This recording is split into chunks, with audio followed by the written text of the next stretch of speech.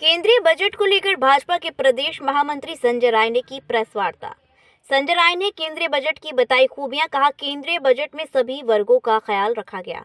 Budget में किसान, गरीब, महिला, युवा, मध्यम वर्ग सभी लोगों की सुधि ली गई है। सभी लोगों की चिंता की गई है। बजट में किसानों को समृद्ध करने के लिए बहुत सारी योजनाएं बनाई गई हैं।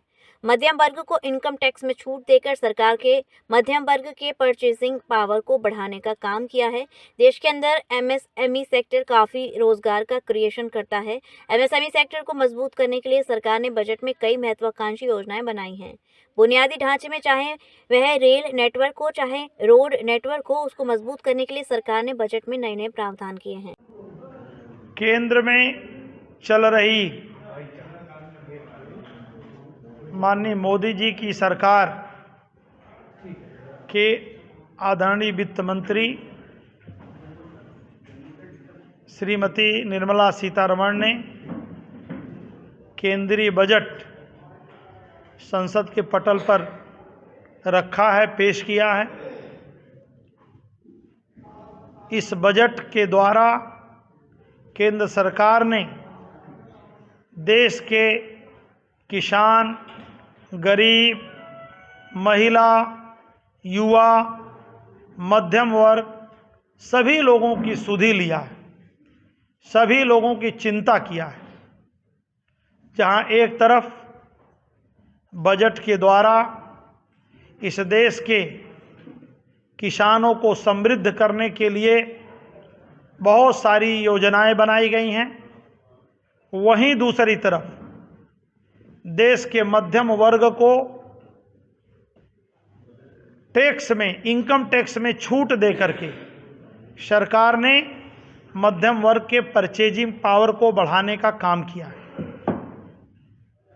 देश के अंदर एमएसएमई सेक्टर काफ़ी रोजगार का क्रिएशन करता है।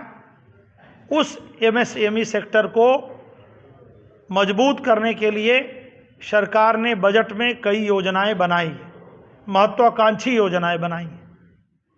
वहीं देश में जो बुनियादी ढांचा है, चाहे वो रेल नेटवर्क हो चाहे वो रोड नेटवर्क हो, उसको भी और मजबूत करने के लिए सरकार इस बजट में नए नए प्राविधान किया है।